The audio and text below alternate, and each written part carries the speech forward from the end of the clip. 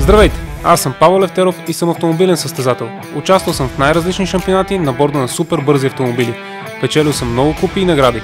Освен автомобилите, не мога да прикрия и страстта си към камионите. Изпитвам удоволствие и на борда на F-Max заради мощния двигател, безшумната и широка кабина. Сертифициран съм от Ford Trucks Academy за безопасно и икономично шофиране.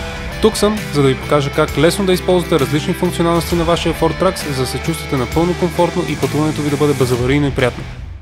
Често ни питате как да настроите шофьорската седалка. Първите 4 бутона, разположени ето тук, отговарят за въздушните възглавници, които са разположени в облегалката на седалката. Те служат за странична и ломбална подкрепа на шофьора, за да може да му е по-комфортно и съответно, натискайки бутоните надолу, изпускаме въздух от тях, натискайки ги нагоре, вкарваме въздух в тях. По-големия лост до тях определя колко да е твърда възглавницата на шофьорската седалка, а именно колко седалката да се движи нагоре и надолу. Когато е разположен в най-горна точка, седалката има по-голям пружинен ефект, и когато се разположи в най-ниската точка, седалката е по-заключена и този пружинен ефект намалява.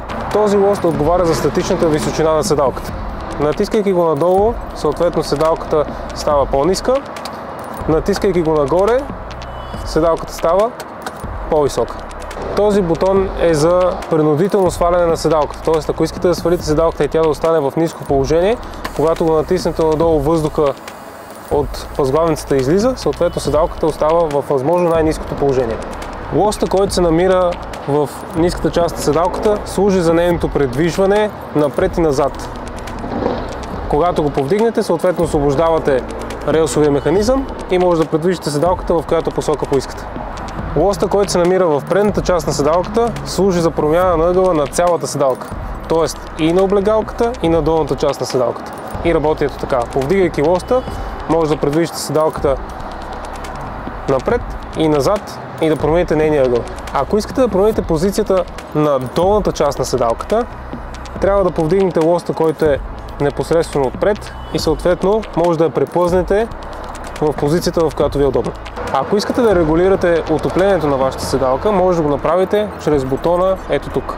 Този бутон има 3 позиции, съответно нулева позиция, в която не работи, първа позиция, в която работи по-слабо, и втора позиция, в която работи по-силно. Ако това кратко видео е било полезно за вас, харесайте и споделете, за да достигне до повече хора. Ford Trucks. Споделяме товара.